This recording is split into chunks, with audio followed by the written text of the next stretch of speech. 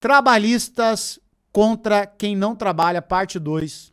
O debate que Tamir Felipe travou contra Paulo Cogos. Tamir Felipe humilhou demais o Paulo Cogos. Eu achei desnecessário. Paulo Cogos tem família. Pega mal lá no bairro dele, tá? Nos Jardins. Vamos ver aqui a história agora. Setores estratégicos devem ser privatizados. Quem concorda pode vir. Eu concordo. Pessoal, quando os defensores do Estado falam que setores estratégicos deveriam ser estatizados ou pesadamente regulados, a primeira pergunta que nós temos que fazer é o seguinte: o que é um setor estratégico? E eu sei que existem bens estratégicos dos quais dependem a segurança alimentar, a defesa nacional, mas frequentemente a palavra estratégico só é uma desculpa política para que as oligarquias que controlam o Estado controlem também esses setores justamente porque eles são estratégicos. Ou seja, passa a ser justamente uma ferramenta de dominação do Estado para subjugar o seu povo. Então, a pergunta que eu faço é a seguinte: imagina que você tem uma ilha e de um lado da ilha tem minério... Calma lá, vamos lá. Vai começar... Tem que ter abertura. Tem que ter abertura. Se for para entrar no mundo da imaginação, tem que ter mundo de Bob. Tá? Quem lembra do mundo de Bob? Então, a pergunta que eu faço é a seguinte: imagina que você tem uma ilha e de um lado da ilha tem minérios estratégicos, minério de terra rara, material nuclear. E do outro lado, sei lá, tem resorts. Aí o sujeito fala: olha, você vai ficar daquele lado onde tem os resorts, eu vou ficar do lado onde tem os minérios estratégicos. Você jamais aceitaria um acordo desse, certo? Porque com os minérios estratégicos ele vai invadir o seu lado com os resorts. Ora, a divisão de bens que os estatistas fazem, o Estado controlando os bens ditos estratégicos e nós ficando com um cheeseburger, é uma divisão onde o Estado vai oprimir a sua população. Ao passo que todas as vezes que nós temos a privatização e o livre mercado nos setores estratégicos... Aí, ó. Gente, se é pra brincar de imaginar, vamos o mundo da imaginação. Não tinha... Não era Xuxa no mundo da imaginação? Tinha, né? Tinha Xuxa no mundo da imaginação. Lindo mundo da imaginação. E aí? Eu vou pegar isso aqui. Eu vou pegar isso aqui e vou usar como áudio. Ora, adivinha uma coisa ficar daquele lado. Minérios. Então, a pergunta que eu faço é a seguinte: imagina que você tem uma ilha. E aí, galerinha, tudo mundo da imaginação. Lindo mundo da imaginação. E aí, galerinha, tudo bem?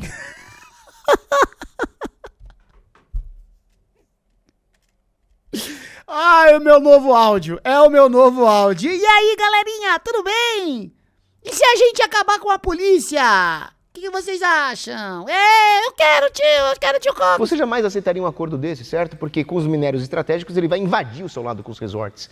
Ora, a divisão de bens que os estatistas fazem, o Estado controlando os bens ditos estratégicos e nós ficando com um cheeseburger, é uma divisão onde o Estado vai oprimir a sua população.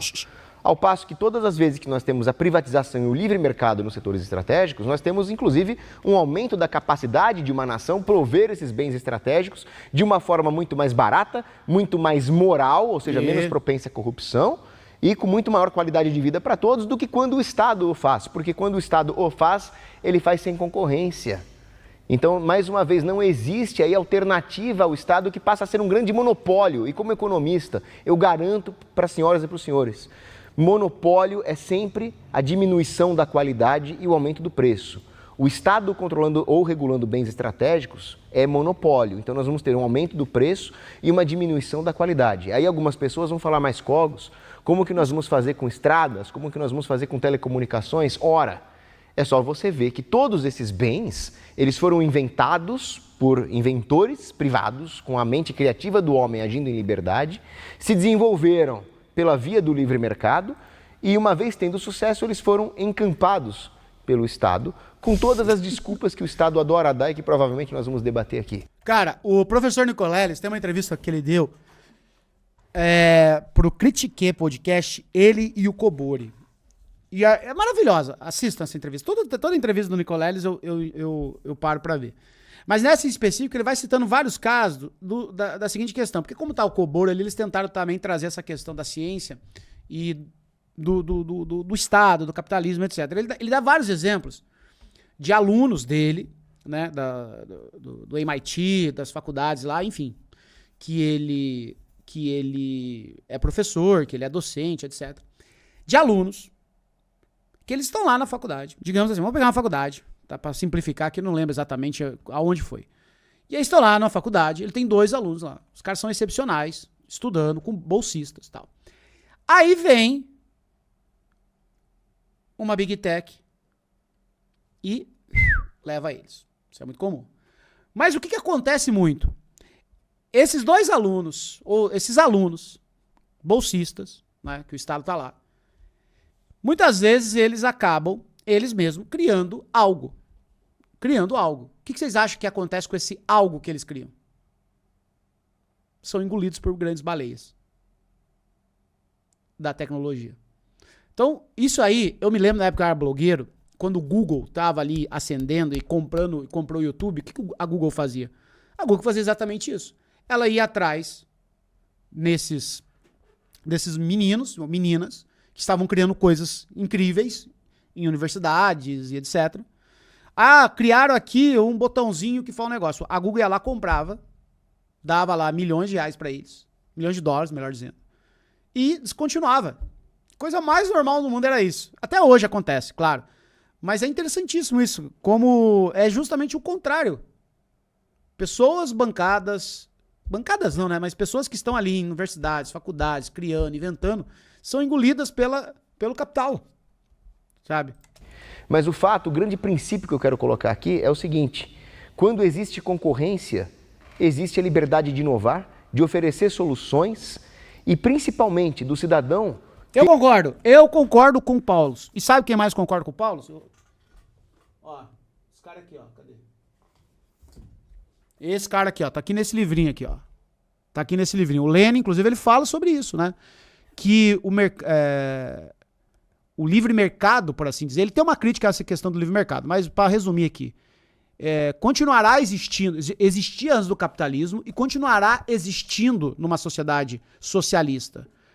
Agora, o capitalismo, inevitavelmente, eu queria achar a página aqui, eu preciso começar a marcar os textos, cara, inevitavelmente vai levar ao monopólio, vai levar o que ele chama aqui, dessa tese dele do imperialismo. Não tem como, vai levar, porque o lucro vai, cada vez mais lucro excedente, chegou um ponto que aquela empresa só ali não dá conta, tem que ir para outros lugares. Cara, é um livro maravilhoso, sem brincadeira, gente, eu sei que pode parecer que para muita gente esse aqui já é livro superado, já viram outras coisas, mas para você que nunca leu nada, cara, dá uma lida nesse livro aqui, é muito bom, é muito simples, é muito fácil, o Lenin escreve muito bem, eu gosto muito que o Lenin é super bem humorado, vale muito a pena dar uma olhada nisso aqui, porque a gente, mais do que você também ficar ouvindo, lendo, vendo vídeos no YouTube, é importante você ler com as palavras dele, tá? É muito bom esse livro, muito bom. Eu já tinha lido o Que Fazer dele, li a biografia dele, mas ler o livro mesmo, assim, é muito interessante. É um livro curto, eu li esse livro aqui acho que em 3 dias, menos até, acho que 3 dias. Cara, mas é incrível. O pior de tudo tudo que ele fala tá até hoje acontecendo, e as empresas que eles citam aqui, monopolistas, estão até hoje, cara. Estão até hoje aí. Ah, eu queria achar muito. Né? Mas é interessante, tá? Leiam esse livro. Tem link aqui da minha playlist lá na Amazon, que os livros que eu indico aqui pra vocês. Luiz, se eu comprar na Amazon, você ganha comissão? Ganha, mas tá lá. Eu vou trocar essa comissão e mais livro pra mim ler. Mas você não precisa comprar por esse link, tá? Você pode pegar e ir no Mercado Livre, ir numa livraria, no Sebo e comprar mais barato se você quiser. Mas como a Amazon, dificilmente você vai encontrar mais barato.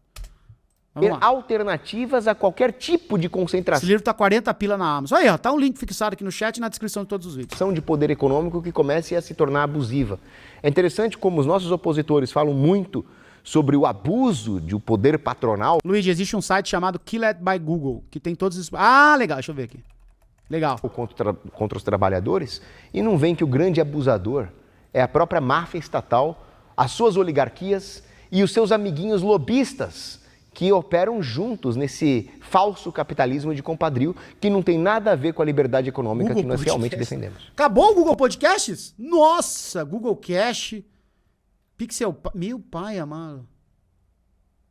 YouTube Stories, esse foi...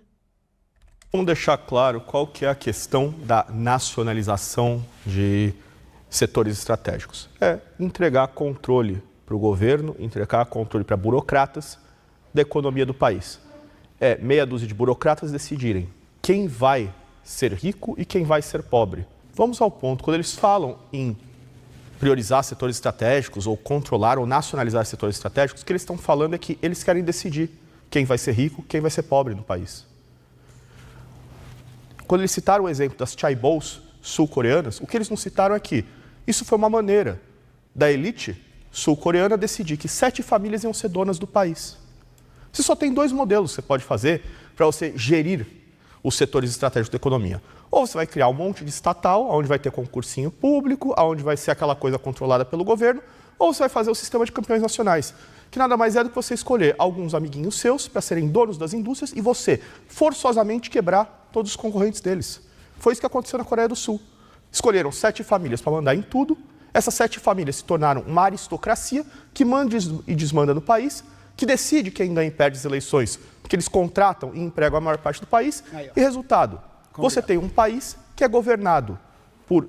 E na Coreia do Norte? É assim também na Coreia do Norte? Como é que é na Coreia do Norte? 7 clãs, esses 7 clãs decidem tudo e a população fica num cenário distópico. É isso que eles querem, controle. Luiz, onde está o link da sua lista de livros? Está aí, ó, fixado no chat ou na descrição de todos os vídeos do canal.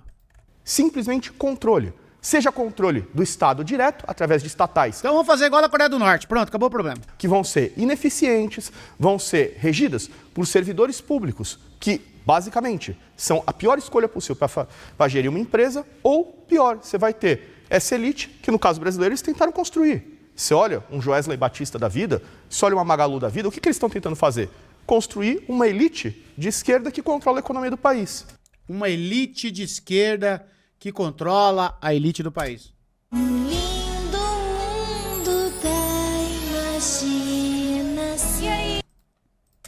Você precisa ter liberdade de operação nos setores estratégicos, por quê? Porque senão você promove ou a estagnação, ou pior, você promove monopólios que tornam tudo mais caro, que controlam a política e a sociedade, e através dessas empresas você controla a vida das pessoas. Em última instância, esse debate aqui é sobre isso. É sobre você querer ser livre ou você querer ser controlado.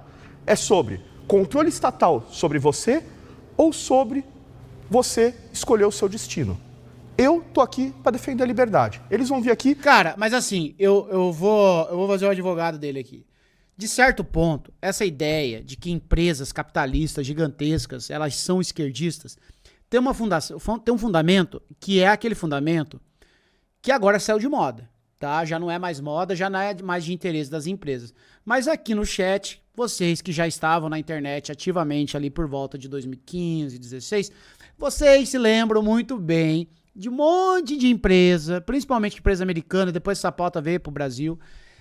A diversidade, maior diversidade assim, né? Bandeirinha no Twitter, eu não sei o quê. Eu me lembro muito bem de vários criadores de conteúdo negros falando assim, pô, cara, a gente só é lembrado pelas empresas no mês da consciência negra. Então, assim, fica o ano inteiro, ninguém procura, nenhuma marca procura a gente pra fazer campanha.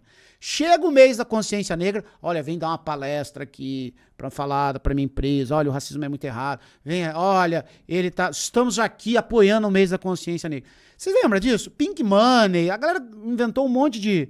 O Jones Manuel tem um termo muito bom, não sei se é dele, eu acho que a primeira vez que eu ouvi, pelo menos, foi com o Jones Manuel, que era o antirracismo de mercado, né?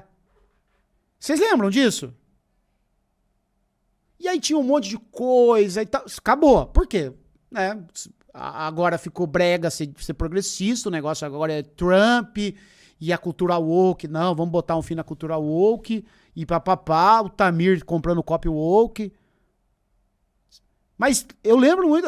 E aí essa galera fala, as empresas são de esquerda, as empresas são esquerdistas. Eu falei, gente, as empresas não estão nem aí, cara.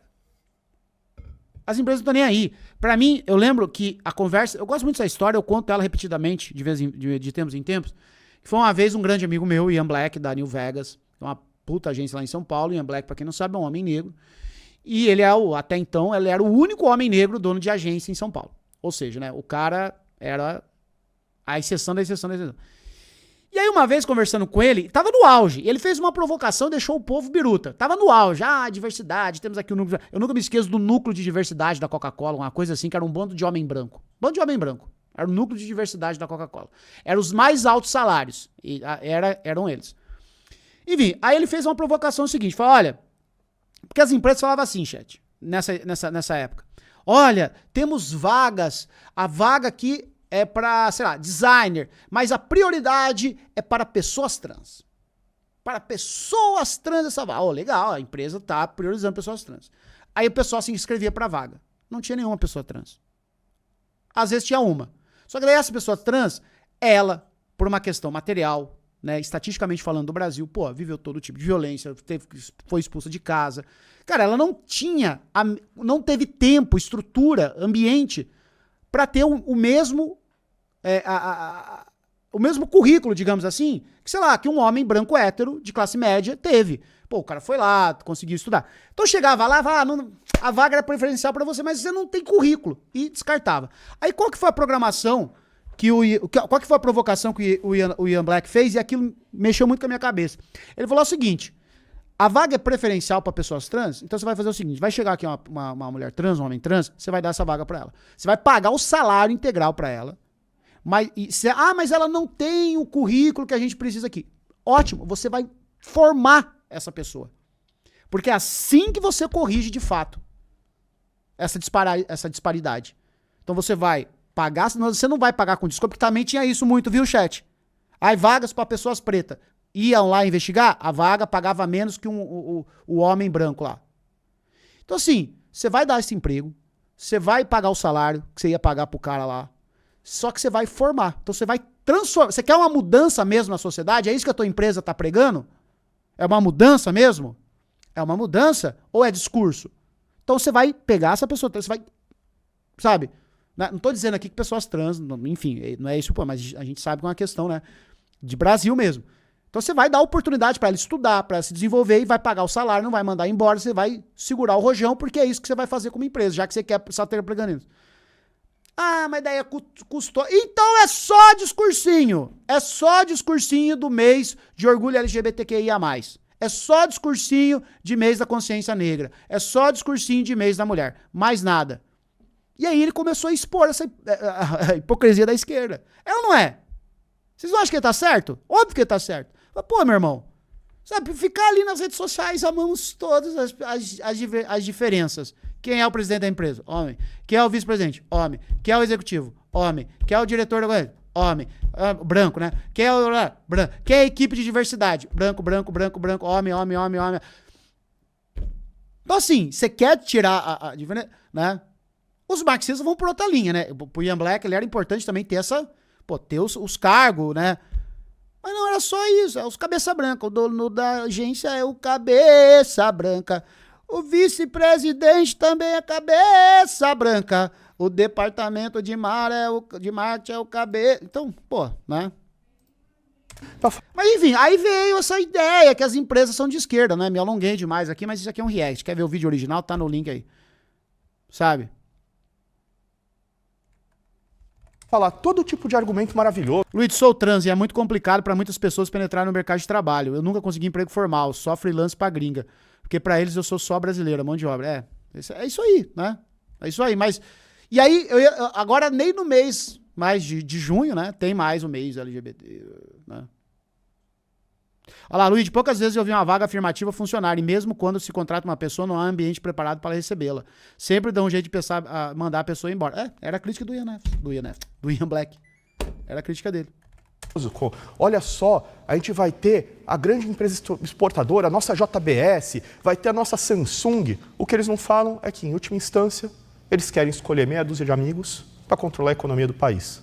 E assim eles te impõem a vontade deles, você querendo ou não. Agora é mês cristão. E em breve não vai ter mais feriado de Nossa Senhora, não vai ter mais feriado das festas de São João, tá? Feriado de Paz vai acabar. Natal vai acabar também, tá? Só vai poder legendário.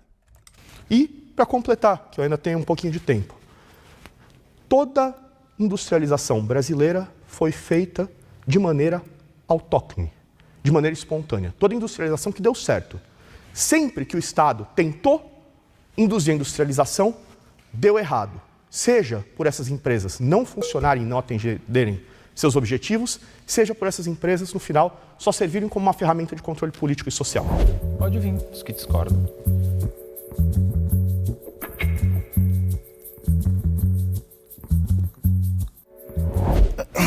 Pessoal, a Enel, uma empresa privada, né, está funcionando muito bem aqui em São Paulo, né? Ficou aí em São Paulo quantos dias? Mais de 1 milhão de pessoas sem luz. É uma empresa privada, está funcionando muito bem aí, pessoal, né? Todo mundo está gostando bastante disso. Tem uma outra coisa, pessoal. O Cogos perguntou ali, né? Qual que é... Graças a Deus eu não gosto disso. O bagulho é trabalhar, eu odeio feriado e quero pagar imposto. a empresa que tem que ser estatizada porque monopólio é ruim? Sim, monopólio é ruim. Tem setores que têm monopólios naturais. Como, por exemplo, se você adentrar agora no seu banheiro da sua casa, aquele que você lava, que você sabe, né? Que você lava todo dia, coisa e tal. Então, se você entrar lá no seu banheiro, você vai ver que tem um chuveiro, tem um ralo e tem um vaso sanitário. Você não tem opção de fazer uma concorrência ali. Hoje, a empresa que vai levar o cocô do meu vaso está muito cara a tarifa. A Sabesp não está prestando, eu vou para outra agora, que vai para outro vaso. Depois você vai para outro vaso e vai usando. Você não tem essa opção. Por quê? Porque é um monopólio por natureza. Mesma coisa é a energia. Você vai entrar na sua casa, você vai bater no disjuntor assim, você só vai vir uma empresa para lá, só vai passar um cabo, só vai chegar um fio lá. É monopólio por natureza, você não tem opção. A Enel não está prestando. Né? Eu vou agora cancelar minha matrícula na Enel e vou ligar a luz do concorrente do lado, ou vou ligar a luz do outro concorrente. Não tem isso, é um monopólio por natureza. Os caras que eles gostam, por exemplo, o Jair Bolsonaro, vendeu a refinaria, que também é um monopólio por natureza. Porque pensa comigo, se as pessoas não constroem nem McDonald's, né, controlando a região, imagina uma refinaria. Então construíram a refinaria, uma das que eles venderam foi a Landulfo Alves. Procura onde está a gasolina mais cara do Brasil hoje. É lá, que o queridinho deles, o Bolsonaro, vendeu. E o Lula não trouxe de volta. Agora fica essa briga, por exemplo, a Enel, esse caos normal, não sei se eles vão defender a Enel aqui, talvez eles vão defender a Enel. Fica esse caos normal, aí fica os três tontos, né, que é o Ricardo Nunes, o Tarcísio e o Lula. Um jogando pro outro para ver quem vai resolver a empresa que está lá privatizada. Fica os 3 palhaços lá, né? E eu repito, o problema do Estado... É escandaloso a maior e mais rica cidade do Brasil viver essas quedas de energia elétrica aí dias, cara. Sabe? É escandaloso, mano. A gente tá tão acostumado com a merda, tá tão anestesiado com a desgraça, cara, que você vai ser uma desgraça, né, cara? Faz sentido. Não é possível que não dá pra fazer nada. Aí vem o Ricardo Nunes. Agora acabou a gracinha. Eu vou cortar o contrato. Dá nada. Estado brasileiro. O problema do Estado brasileiro foi quando... O diretor da Enel falou que só Jesus resolvia um escárnio. A gente Bom, se voltou a luz, então deu certo o milagre, né? É que Jesus tem o tempo dele. Deus tem seu tempo, tá? Deus tem seu tempo. Então, foi um milagre, né? Eu agradeço a Deus. Reza um terço aí. Começou a eleger e dar cargos para pessoas que ficam com um pensamento que não tem nada a ver com a solução do povo, tá? Com um problema real, como, por exemplo, a Enel. Tem nada a ver com isso e fica recebendo da gente para poder ficar conversando fiado. E o trabalho que deveria ser feito não faz o trabalho. Então é toda essa caça. Eu não sei que política antigamente, velho. Então tem que política antigamente, quando eu vi, os caras ficavam 1 ano fazendo barulho e 1 ano trabalhando. Agora acabou isso, né, Cogos? Agora é só barulho. Vocês não dão um dia de serviço pro povo. Nicolas Ferreira não dá um dia de serviço pro povo. A sua turma não dá um dia de serviço pro povo. Bolsonaro, mano, a vida inteira, em cargo público, não dá um dia de serviço pro povo. E não é só vocês, não, tá? Tem gente da esquerda também que só fica fazendo barulho e não trabalha. E eu, como cidadão, eu quero que vocês trabalhem. Eu não trabalho mesmo. Aí eu aceito a crítica. Tá? Eu aceito a crítica. Eu não gosto de trabalhar. Tá. Pelo amor de Deus, trabalha, cara. Bom, gente, Trabalhem, pelo amor de Deus. acho que aqui a gente também tem uma outra dissonância em relação à realidade, porque os exemplos, né, a Islândia medieval, aí agora é a ilha, né, que tem um resort do lado, tem terras raras do outro. Do mundo da imaginação. E aí, galerinha, tudo bem? né?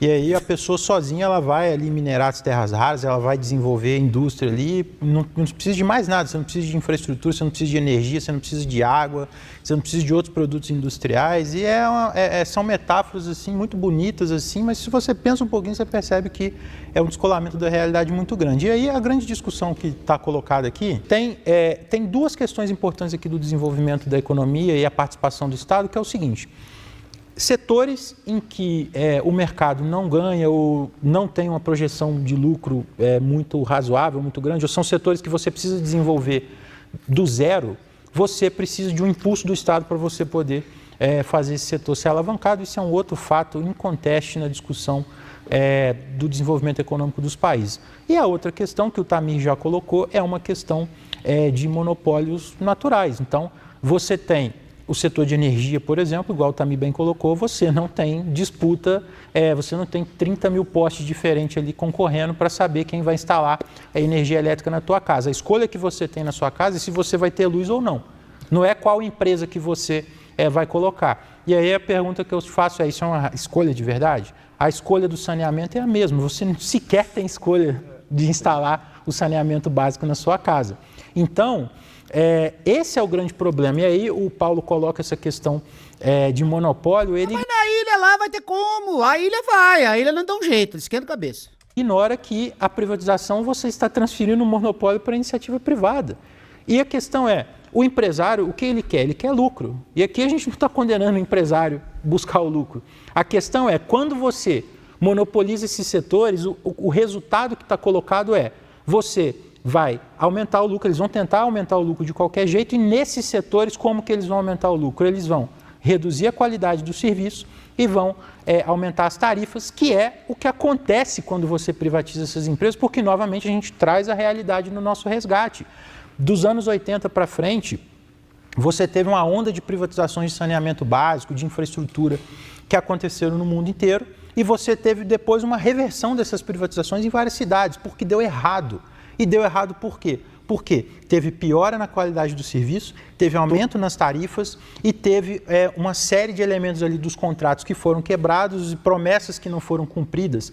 Citaram, por exemplo, o caso do saneamento básico no Brasil. O Brasil acabou de aprovar um marco do saneamento básico que amplia a participação do setor privado e ele não deu o resultado que eles prometeram de ampliar o acesso da população brasileira ao saneamento básico. E aí, novamente, a gente vê a importância do Estado para poder levar saneamento básico para a população, mesmo que a gente possa criticar o que foi feito até agora. Vou começar fazendo uma parte muito pequena sobre o marco do saneamento. O marco do saneamento básico brasileiro foi uma das coisas mais mal escritas, mais porcas e mais mal feitas da história. Por quê? Porque ele supostamente abre para a iniciativa privada prestar os serviços, mas cria toda uma gama de impedimentos que torna proibitiva a atividade. Aí vamos ao caso da Enel. Aí eu vou ter que falar. Você começou com uma mentira, que foi falar que a Enel é uma empresa pública. A Enel é uma estatal italiana. Privada. A Enel é uma estatal italiana. No Brasil ela é privada. Ela é uma estatal italiana, para a qual foi concedido... É lá da Itália. E vocês sabiam que... Você sabe o que é Ita, né? Da onde vem Itália? Vem de Ita. um serviço brasileiro. Ou seja, você, ao invés de ter uma estatal brasileira, eles entregam... Enel é uma empresa de capital aberto, listada em bolsa, sendo o maior acionista o Estado italiano, que possui cerca de 23,6% das ações. Opa, toma uma checada. Para uma estatal italiana. Por que fizeram isso? Porque essa estatal italiana, historicamente na Itália, é gerida pelo Partido Social Democrata, pela esquerda italiana, e Da Itália, esquerda italiana, o PT fez um acordo para entregar a distribuição. Por isso obstruíram a Enel de ser retirada de São Paulo. Aí você falou que o Paulo não apresentou um trabalho, ou que os políticos não apresentaram.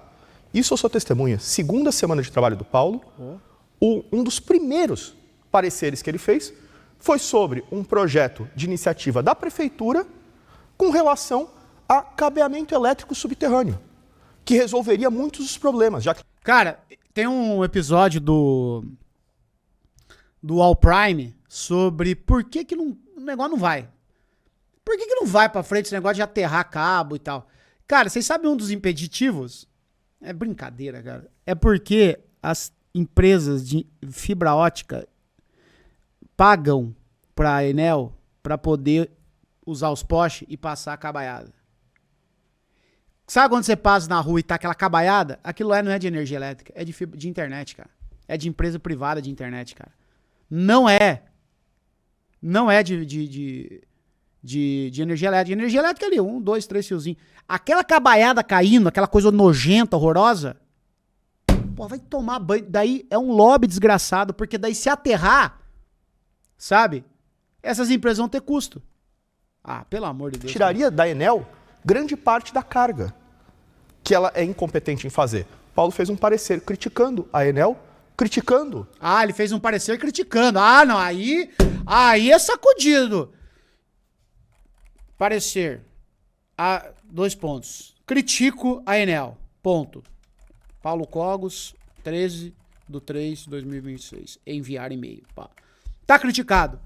Atenção, vem aí a crítica. Enel, eu te critico. Esse cara, valeu o salário do mês. Valeu.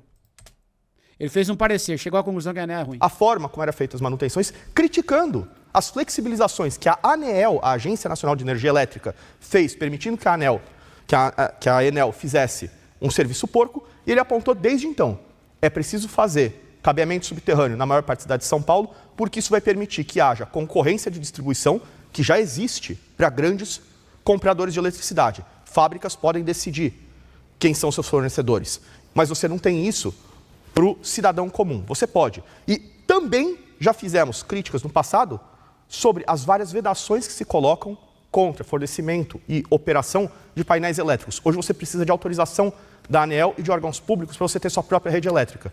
É um absurdo.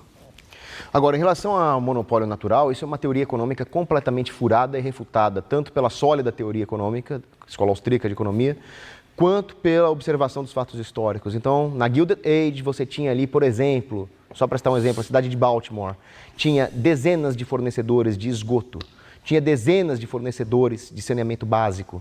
E depois, quando surgiram as telecomunicações, também um monte de fornecedores de serviços Quando isso, minha nossa? Quando? elétricos. Até em termos de rodovia, você tinha... Em 1880, havia 3 empresas de gás competindo entre si na cidade de Baltimore, nos Estados Unidos.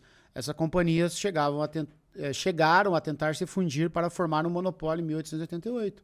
Mas a entrada de novas tecnologias e concorrentes, como a eletricidade, impediu essa consolidação. Ia virar um monopólio. Sabe onde fala muito, explica muito bem bonitinho isso daí de monopólio, de empresas que se juntam. Aqui, ó. Opa! Opa, aqui, ó! Ele fala dessa aqui, de empresas americanas fazendo exatamente isso daí. Lê o livrinho. Ali as Turnpike Trusts na Inglaterra, que eram grupos de empresas privadas que forneciam O que é que diz o vias livrinho? privadas. Isso vale para telecomunicações, isso vale para o que você quiser. O que Qual é o problema que da diz o teoria do livrinho? monopólio natural? Eles falam, olha, algumas empresas têm um alto custo fixo e aí o custo médio variável é decrescente, então sempre vai formar um monopólio. Mentira, porque a estrutura de custos é variável, existem bens substitutos e no final das contas é bom que haja redundância de serviços, porque aí o consumidor pode escolher. Mas aí vem o monopólio estatal e não deixa o consumidor escolher por causa de um decreto. A questão do marco do saneamento básico volta naquele argumento de não foi liberal o suficiente. Todo mundo celebrou, vamos ampliar a participação da iniciativa privada, isso vai resultar em mais investimento para poder levar saneamento para a população, mas não foi liberal o suficiente, né? O capitalismo platônico dos nossos amigos aqui só é capitalismo, aquele modelo ideal de capitalismo com a verdadeira liberdade econômica, e a ação do Estado, ela sempre vai atrapalhar. Outra coisa, a Enel, ela é uma empresa de economia mista. O governo da Itália tem 20 e poucos % de participação da Enel, ela não é rigorosamente uma empresa estatal igual está sendo colocado aqui. E aí, se você quiser complementar sobre outras questões, acho que eu só queria pontuar isso. Eu queria dizer para vocês, né, pessoal, eu já expliquei aqui exatamente como é o monopólio natural, você pode fazer algum tipo de competição em relação até a distribuição, hoje mais ou menos como funciona a internet, só que você sabe disso, você que tá todo mundo, você sabe. O cabo de fibra que chega na sua casa, você sabe que é só um, a estrutura, ela é monopolista, tá? Você pode trocar ali, fazer talvez na ponta, mas lá na origem você não vai conseguir fazer esse tipo de competição. Aqui ninguém está demonizando iniciativa privada. O que funciona em todo lugar da Terra até hoje, no mundo real, é iniciativa privada forte, um Estado forte, não tem Estado fraco, Estado que não existe forte, e a universidade. Existe Estado, tem sim. Sabe aonde tem um lugar que não existe Estado? Lindo mundo da imaginação. Acabou a gracinha, agora acabou a gracinha. Para dar soluções para isso. É isso que funciona em todo lugar. Não existe esse negócio de privado vai fazer as coisas sozinho, coisa e tal, sem Estado. Isso não existe. Uma prova cabal no Brasil, você quer ver? Que todo mundo concorda, que inclusive aqui, que precisa fazer ferrovia no Brasil. Todo mundo concorda, não concorda? O Paulo Guedes, amigo deles, liberou para a iniciativa privada fazer. Ele não é nosso amigo. Tá, agora filho feio não tem pai, né? Filho feio não tem pai, ninguém conhece o Paulo Guedes agora. Ninguém votou no Bolsonaro como posto Ipiranga, ninguém é bolsonarista mais. Acabou de chamar o Bolsonaro de mito aqui, mas o Paulo Guedes é um câncer, né? Filho feio é um não tem pai. apêndice do Bolsonaro. Enfim, mas o Paulo Guedes foi lá, tá liberado, pessoal. Empresários do Brasil. Empresários do Brasil, é só fazer e corta o Brasil com ferrovia. Cadê a ferrovia que o pessoal não aparece? Não, um dado que eu vi essa semana, 80% dos trilhos de alta velocidade de ferrovia são da China. Pois é. E assim, o quê? A China possui hoje a maior rede de ferrovias de alta velocidade do mundo, com cerca de 48 mil quilômetros de operação no fim de 2024 e a meta de chegar a 50 mil em 2025, o que representa cerca de 70% a 80% da malha global. A rede é majoritariamente operada pela estatal China State Royal Gravelers, Wall Straver, Noel Gallagher, Alex Turner, Dave Grohl. Empresa controlada pelo governo central. Foi iniciativa privada? Lógico que não. Foi o Estado, gente. E assim, pessoal, eu acho engraçado que eles defendem a iniciativa privada, mas eles não sabem nem a lógica. A gente não está falando que o empresário é mauzinho. Mas o que o empresário é bom, gente? É para o máximo lucro possível no menor capital alocado. Empresário na sociedade, ele otimiza as coisas. Eles são bons para isso. Então não adianta você falar que o empresário vai fazer uma coisa que não é rentável, que só é rentável daqui 30, 40, 50 Exatamente. anos. Ninguém vai fazer isso. Isso não existe. Isso não existe. Então, assim, eu acho engraçado que eles falam dos empresários, mas eles não sabem nem a lógica do empresariado. Não, quem desconhece a lógica do empresariado, infelizmente, é o Tamir. Por quê? Nós temos que ver o que realmente significa o empreendedor, o empresário. Poucos livros, textos tratam sobre isso. Só a Escola Austríaca de Economia é quem trata corretamente o fenômeno do empreendedorismo. O empresário é alguém que percebe oportunidades de melhor alocação do capital para promover o bem comum.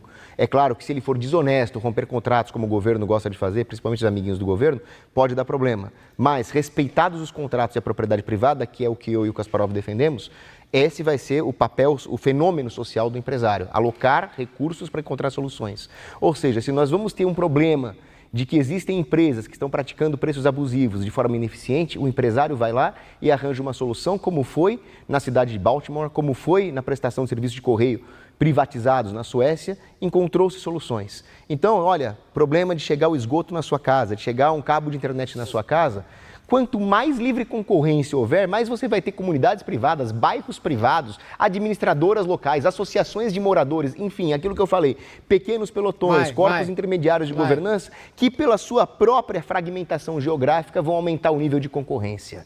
Nós precisamos também da redundância, porque, vamos lá, a Enel não presta o serviço direito, justamente porque o setor elétrico no Brasil está longe de ser privatizado, ele é regulado por uma agência reguladora chamada ANEEL, isso eles não falaram. Então, e aí, consumidor, o que você faz? Tem livre concorrência? Você tem alternativas? Graças a Deus, o empresário foi lá e te propicia geradores. Mas se nós tivéssemos realmente um ambiente libertário, como nós defendemos, nós teríamos tantas outras soluções. Por isso, existe um outro economista bom, o Harold Dempsey, que vai falar o seguinte: é preciso ter um empresário cobrando as tarifas privadas. Por quê? Porque vai promover, vai encorajar a produção de bens substitutos, vai evitar um excesso de redundância daqueles bens que dizem que é monopólio natural e que poderiam acarretar ali danos, externalidades negativas, e vai fazer com que os recursos sejam providos de forma ótima na sociedade. E vamos fazer um outro detalhe. Isso não é teoria. Eles ficam falando que é só teoria, é só ideia. Isso já aconteceu em São Paulo. São Paulo, antes da criação da Sabesp, antes da estatização do serviço de distribuição de água, você tinha 9 empresas privadas que forneciam serviços de tratamento de água e esgoto na capital. No momento em que a Sabesp passou a assumir isso como Antes da criação de Sabesp em 1973, o abastecimento de água e esgoto em São Paulo não era unificado, envolveu diferentes operadores ao longo do tempo, incluindo empresas privadas no século XIX, como a Companhia Cantareira de Águas e Esgotos. Esse semi-privado operou o abastecimento da capital até o fim do século XIX, quando o serviço foi estatizado pelo governo providencial, devido a problemas financeiros de expansão. Coincidentemente, é justo o momento em que você começa a ter a poluição do rio Tietê e Pinheiros, é o momento em que você começa a ter crises de escassez de água. Por quê? Porque você não tinha mais concorrência e você não tinha mais o interesse em você investir para ter um retorno. Quando eles me falam que empresário investe a longo prazo, Barão de Mauá está aí para provar o contrário. Barão de Mauá, empresário privado, foi quem... Cara, os exemplos deles é assim, ó. A queda da Bastilha, as grandes navegações, o fim do Império Azteca, que mais? O comércio de peles no Mississippi, os maores chegando na Nova Zelândia, Nabucodonosor, quem mais? O iluminismo, Ramsés III, a queda de Jerusalém, de Constantinopla, Gilgamesh, a Torre de Babel, sabe? Veja bem, Tamir Felipe, quando teve o dilúvio, quem construiu a arca? Foi o Estado ou a iniciativa privada? Foi iniciativa privada. Noé e sua família, uma empresa familiar. Veja se o Estado estava lá, construindo arca, morrendo tudo afogado. A arca foi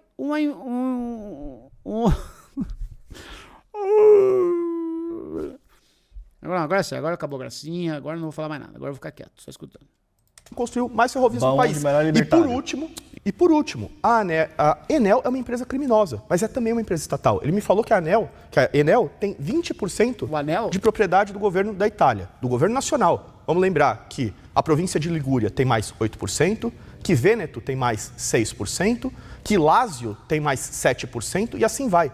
Várias províncias italianas possuem ações na Enel, de forma que a Enel é majoritariamente, sim, controlada pelo governo italiano, seja o regional, seja o nacional. Bom, a Eletrobras ela foi privatizada no Brasil durante o governo Bolsonaro e o Estado brasileiro preservou ainda um percentual das ações. Isso quer dizer que a Eletrobras é uma empresa estatal? Não. Então é a mesma lógica que a gente aplica à Enel, inclusive o governo da Itália não é o governo do Partido Democrático, é o governo da Giorgia Meloni, Fratelli d'Italia, que é um governo de direita, inclusive. A Embraer, o governo tem a Golden Share também até hoje. Exatamente, a Embraer não é uma empresa estatal. Exatamente. Mesmo o governo brasileiro tendo uma ação especial para decidir sobre questões estratégicas. Né? E aí a gente volta, né, no debate, porque, como eu comentei na minha apresentação inicial, a gente tem um fenômeno que tem acontecido no mundo inteiro, que é esse fenômeno de você regredir em relação à privatização. Então, você reestatiza certas empresas, isso está acontecendo no mundo inteiro. E aí, é engraçado, né? Novamente, a realidade ela se impõe. E ela se impõe, sabe por quê? O Paulo citou que a escola austríaca 300 mil vezes, né? As leis imutáveis da economia. Gente, escola austríaca é pseudociência. Ela não é. Nenhuma universidade de economia do mundo leva a escola austríaca a sério, não estuda a escola austríaca. É tão pseudociência que onde ela é aplicada, o resultado é desastre. É desastre. Gente, a Argentina agora tem um maluco que se diz anarcocapitalista governando a Argentina. Na hora que terminar o governo dele, a gente vai fazer o balanço. Eu aposto dinheiro aqui com vocês em relação ao governo do Milei. Eu aposto dinheiro aqui em relação ao governo do Milei. E esse é o resultado. E aí eles tentam criar uma fantasia de que o empresário bonzinho, porque como se o empresário estivesse ali pensando em soluções para poder fazer as pessoas fazer as necessidades aí no banheiro, num saneamento decente, ou levar luz para as pessoas. Igual o Tamir falou, ninguém está aqui criminalizando a iniciativa privada. A questão é entender como ela realmente funciona para poder potencializar a economia, potencializar o desenvolvimento. Não tem nada a ver com controle, com liberdade. Isso daí é a fantasia que eles criam, porque eles só sabem falar isso. Eu acho que o Cogos também ele não mora no Brasil, não. Porque ele fala dos Estados Unidos, ele fala do americaninho. Eu também queria perguntar, mas depois você responde o seu tempo, tá? Se quando você foi lá para a Argentina, lá, fantasiado de Milei e coisa e tal, se você já era funcionário público também, que isso é uma coisa importante também, né? Então, assim, é sempre Argentina, Estados Unidos, é a Disney, é esse papo lá. Eu acho que você não é brasileiro, que você está com uma outra realidade. Além disso, gente, é fato ou não é na nossa casa? Você que está vendo o vídeo agora, você pode escolher se você quer a Enel ou não? Você pode escolher? Você não pode. É como o Fred já disse, você só pode escolher ter energia em casa ou não ter energia em casa. E todo o povo paulista, todos, é impressionante, todo o povo paulista tem problemas sérios com a Enel. Por quê? Porque é um monopólio e não tem como a gente mandar a Enel para o quinto dos infernos. Por quê? Porque é um monopólio, só vai chegar um cabo na sua casa. Não tem como passar, se conseguir passar três postes, né? Você vai criar ainda um oligopólio. Só é um monopólio porque o governo tornou isso um monopólio. É exatamente o que eu estava falando, parecer do Paulo sobre galeria subterrânea. Para você, finalmente, aterrar os cabos de São Paulo permitiria que você tivesse mais de uma linha de transmissão. Mas a ANEEL, a Agência Nacional do Governo, decidiu que não, isso é errado. Não vamos fazer isso, gasta dinheiro. Aí vem a outra coisa, os caras vêm me tratar economia austríaca como se fosse piada. Gente, eles defendem literalmente o modelo econômico que quebrou o Brasil mais de uma vez. Enquanto o nosso modelo da Escola Austríaca de Economia foi o que tornou a Argentina o país mais rico do mundo no século XIX, com as ideias do economista Alberdi. E hoje é quem tirou a Argentina da crise econômica ferrada que as ideias deles causaram durante todo o século XX e que agora, pela primeira vez, inflação está caindo, salário real está aumentando, PIB está crescendo e a economia argentina voltou para os trilhos. Então, gente, a falta com a realidade está vindo de lá, não daqui. A gente só está pegando exemplos históricos concretos e explicando por que fazer exatamente o contrário do que deu certo em todo mundo não é uma boa ideia para o Brasil. Então vamos fazer uma comparação. O Brasil ele tem uma renda per capita, um PIB, um território, uma população muito maior do que quem? A Guatemala. Só que as telecomunicações na Guatemala funcionam muito melhor do que as nossas. Por quê? Por quê? Porque lá assumiu um ministro das comunicações que professava a escola austríaca. Alfredo Guzmán. Professava creio... Como é que foi? Eu não sei fazer referência. O credo, da profissão do credo da escola austríaca. Ele fez, privatizou de verdade. É livre mercado, não vai ter agenciazinha reguladora, Anatel, porcaria nenhuma. Deixa o pau torar. Resultado, eles têm uma internet 5 vezes mais rápida, 5 vezes mais barata do que a nossa, mesmo sendo um país muito mais pobre do que o nosso. Aqui no Brasil, as telecomunicações eram péssimas quando você tinha o monopólio da Telebrás, e hoje em dia você tem a Anatel propiciando um oligopólio por causa das regulações, quando nós deveríamos ter o quê? Um livre mercado. Então, as ideias da escola austríaca, que são simplesmente de liberdade econômica, onde elas são aplicadas dá certo. Qual é o lugar mais desenvolvido da China? Com melhor qualidade de vida na China? Onde é? Hong Kong. Hong Kong é o quê? É um lugar onde o próprio Milton Friedman falou, essa é uma das experiências nos tempos modernos, onde mais próximos nós chegamos de ter um livre mercado. Agora, eu quero falar um pouquinho, já que o Tamir gosta de puxar assuntos de cunho pessoal, quando o Bolsonaro assumiu, eu apoiei o Bolsonaro, sempre apoiei, vou continuar apoiando um mito. Só que eu não sou um apoiador cego do mito. Eu critiquei a ministra Damares, eu critiquei o Sérgio Moro e eu critiquei desde o começo o Paulo Guedes. Justamente por quê? Porque o Paulo Guedes não é um adepto da Escola Austríaca de Economia. Ele é um adepto da Escola de Chicago. Então ele defende uma série de intervenções econômicas e também não adianta liberar para o mercado fazer ferrovia se ele não vai ter os corretos incentivos para isso. Nós precisamos dar para eles isenção tributária, fim das regulações e uma moeda sólida que não vá corroer o poder de compra no longo prazo, senão ninguém vai investir no longo prazo. Então nós precisamos não de mais estatistas. Se o Bolsomito tivesse colocado um economista da escola austríaca, hoje nós teríamos ali ele reeleito, talvez, e o Brasil muito mais próspero. Primeira questão sobre a Argentina, eles estão errados. A Argentina, ela se desenvolveu e ela foi uma economia um pouco mais rica até o início do século XX, porque a Argentina, ela tem terras férteis, ela virou uma potência agrícola, ela tinha uma relação próxima, inclusive, com a Inglaterra, nessa questão de exportações para a Inglaterra. E questão básica aqui, gente, questão básica. A Argentina, o governo que mais endividou a Argentina em moeda externa foi o governo do Macri, que é mais próximo dele. Durante o governo do Macri, a dívida pública da Argentina passou de 50% para 90% a 100% do PIB. Do que da gente, cujo ministro da Economia do Macri é o mesmo do Milei, que talvez é socialista também, né? E agora a economia da Argentina. Primeiro que não está crescendo coisa nenhuma. Acabou de sair o relatório da atividade econômica da Argentina de novembro do ano passado e a Argentina teve uma queda em comparação com o mês anterior e com o ano anterior. A Argentina, no último trimestre... A atividade econômica da Argentina caiu 0,3% em novembro de 2025 na comparação com o mesmo mês do ano anterior, marcando a primeira retração mensal do ano. O resultado ficou abaixo da expectativa do mercado e inferior ao crescimento observado em outubro. De 2025, muito provavelmente vai ter uma queda econômica.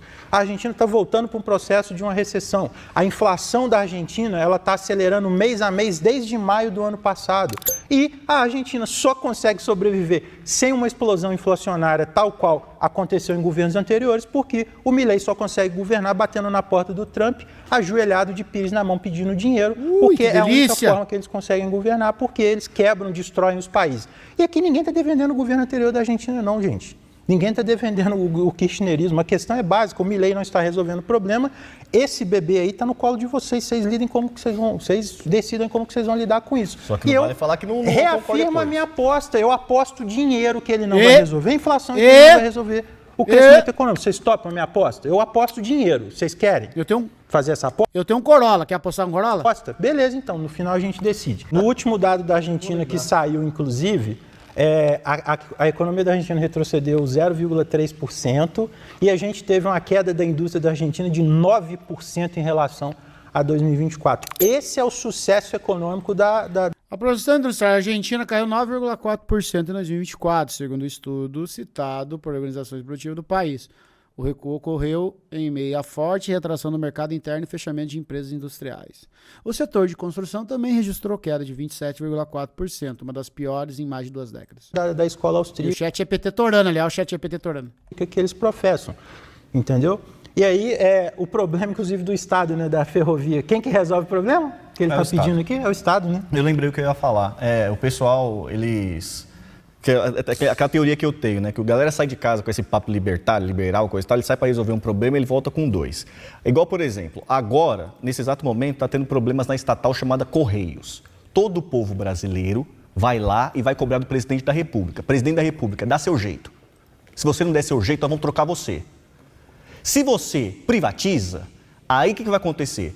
Você, nós, povo brasileiro, vai perder a noção do negócio e eles vão criar um órgão regulador para ficar colocando cargos indicados, né? Cargos indicados vai ficar colocando nessa estatal e aí o dia que a gente quiser cobrar a galera, a gente não vai poder cobrar nem o político vai ficar falando que não é deles e o cheio de cargo indicado lá. Engraçado, o Tamir ele não sabe a diferença entre uma casa legislativa e uma agência regulatória. O meu cargo é numa casa legislativa, a Câmara dos Vereadores. Mas é indicação. Que seja.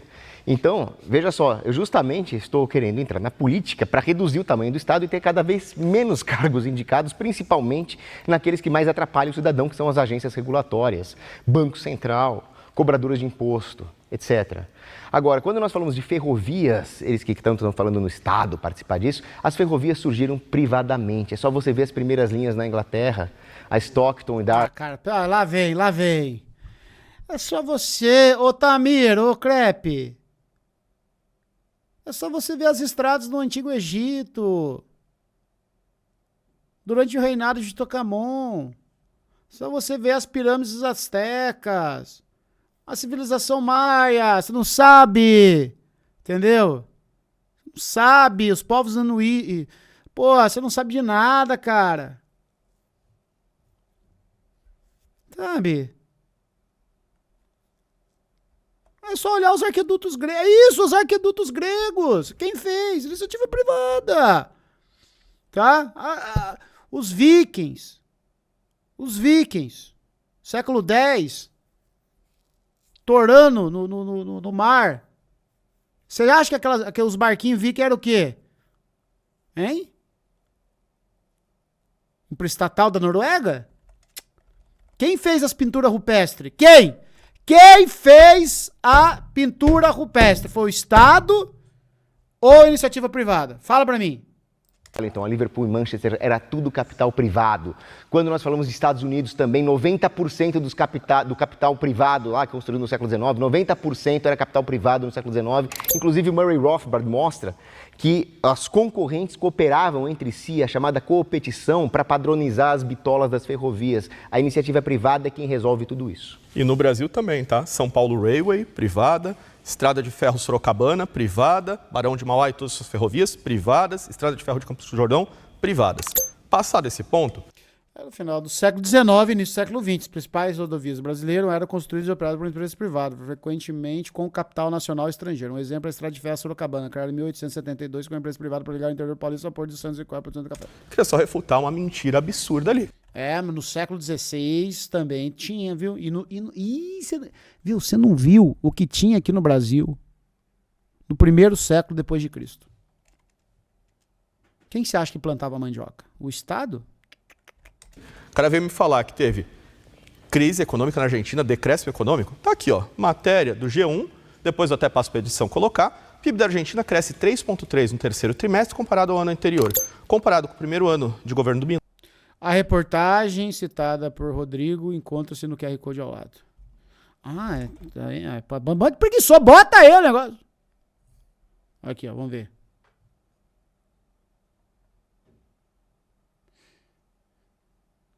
PIB da Argentina cresce 0,3% no terceiro semestre, comparado ao ano anterior. Aí, ó. Lei, quando ele tinha recebido dos trabalhistas da Argentina, e vamos deixar claro, peronismo é trabalhismo. Mas não é comunismo? Tinha sido um crescimento é comunismo ou trabalhismo? de 0,3%. 3,3% versus 0,3%. Crescimento do PIB da Argentina em 2025, 5,4%. Todos dados comprováveis que você pode puxar na internet e ver que os colegas estão apelando para a inverdade. Aí, vamos ao caso da Argentina. Eles vieram também me falar que a Argentina se desenvolveu por causa da agricultura. Te garanto que se tivesse trabalhismo na Argentina do século XIX, não teria sido o país mais rico do mundo, não teria se desenvolvido. Se desenvolveu por quê? Você tinha um sujeito chamado Juan Batista Alberdi, diplomata, advogado e economista da escola austríaca, que criou as bases da Constituição argentina e permitiu um livre mercado irrestrito. Resultado, a Argentina cresceu como nunca e se tornou o país mais rico do mundo ao seu tempo. No momento em que chegou um sujeito chamado Juan Manuel Perón, do trabalhismo argentino, a Argentina colapsou para se tornar a porcaria que ela se tornou nos anos 2000, o país da eterna crise, e só se recuperou agora com o Milei.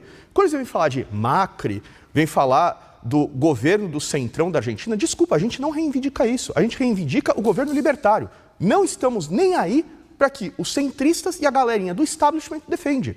Se a gente tivesse com isso, a gente estava falando bem do Paulo Guedes. Não estamos. Paulo, desde o início, falou contra o Paulo Guedes e disse que ia ser uma merda. E aí vem outra coisa. Quando o Paulo foi recebido na Casa Rosada pelo presidente Milei, ele não era funcionário público. Muito bom. Ele foi as duas vezes, com fundos do próprio bolso, foi recebido na Casa Rosada pelo ministro da Economia e pelo presidente, e isso aí, ele nem sequer era funcionário público na época. Obrigado. Bom, primeiro que ele não refutou dado nenhum que eu trouxe, porque eu não falei do PIB da Argentina do terceiro trimestre, eu falei da atividade econômica da Argentina em outubro e novembro, que eu falei, as duas caíram.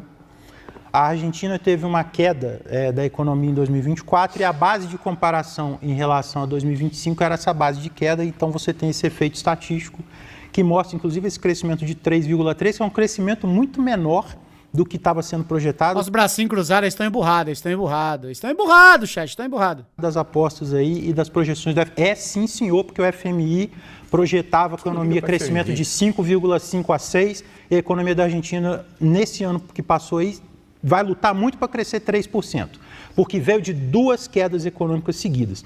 Se você pega o dado do INDEC, que é o IBGE da Argentina, você vai ver no índice de atividade econômica da Argentina, você vai ver uma queda em outubro, uma queda em novembro, uma queda da indústria de 9%, e esse papo aí de que foi o peronismo que quebrou a Argentina, isso é uma conversa fiada. O Perón governou a Argentina por 9 anos, e se você pega os últimos anos da Argentina, você tem meio a meio governos à direita e governos à esquerda, governos que eles vão chamar de esquerdista, por exemplo, que é o do Menem, que o Milei fala que foi o melhor presidente da história da Argentina. Então o Milei provavelmente é um socialista também.